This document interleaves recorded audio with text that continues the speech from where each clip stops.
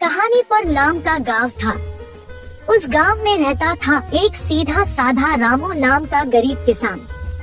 वह बहुत ही गरीब थे। उन बेचारों को कभी कभी एक समय का खाना भी नहीं खाने को मिलता था, जबकि वह दिन भर मेहनत से काम करता था।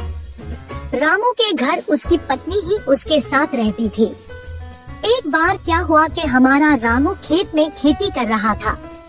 तभी अचानक उसका जो कुदाल था वह एक जोर से किसी धातु से टकराया और तेज आवाज आई। बेचारा रामू चौंक के घबरा गया। बोला, अरे ये क्या? उसने खोद कर निकाला तो वहाँ पत्थर का घड़ा निकला। खाली घड़ा और फूटी किस्मत। रामू सोचने लगा कि आखिर इस घड़े का मैं क्या करूँगा। उसने यह सोचकर घड़े को सेब के पेड़ के नीचे रख दिया। उसे वहाँ रख रामू अपना खेती करने लगा।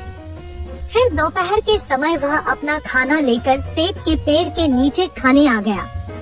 भूखा थका रामू अचानक घड़े में देखता है तो यह क्या? घड़ा सेब से भरा था। उसने सोचा कि अरे इस खाली घड़े में सेब कौन भर गया। खैर ज्यादा न सोचते हुए रामू सेब निकाल कर खाने लगा और फिर घड़ा रख दिया। वह अभी सेब खा ही रहा था कि तभी एक और सेब घड़े में गिर जाता। फिर से पूरा घड़ा सेब से भर जाता है। घबराया रामू पूरी तरह हैरान हो गया, लेकिन तुरंत ही समझा गया कि ये कोई ऐसा वैसा घड़ा नहीं, बल्कि निश्चित ही कोई जादुई घड़ा है। फिर कुछ विचार करके रामू घड़े को लेकर अपने घर ले जाता है। पत्नी पहुंचती है तो घर आकर रामू उसे जादुई घड़े के बारे में बताता है।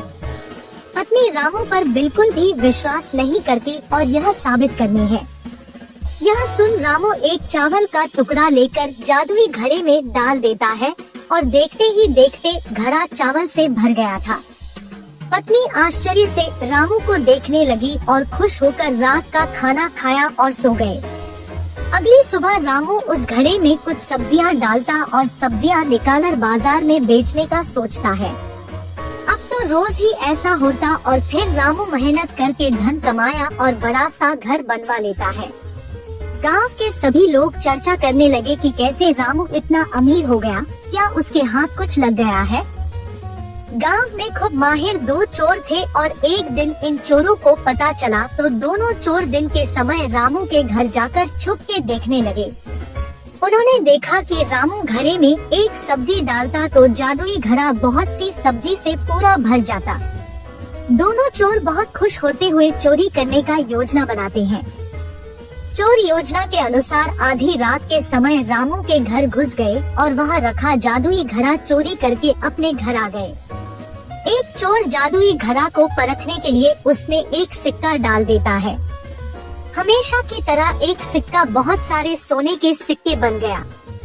लालच बुरी बाला, दोनों एक दूसरे से जादुई घड़ा छीनने लगे और झगड़े में दोनों के हाथों से जादुई घड़ा गिरकर टूट गया और सोना भी गायब हो गया। तो बच्चों, इस प्रकार जादुई घड़ा न पहला चोर का हुआ और न ही दूसरे चोर का। दोनों हाथ धो बैठे। शिक्षा: चोरी करना पाप है और चोरी की वस्तुएं ज्यादा समय तक नहीं टिकती।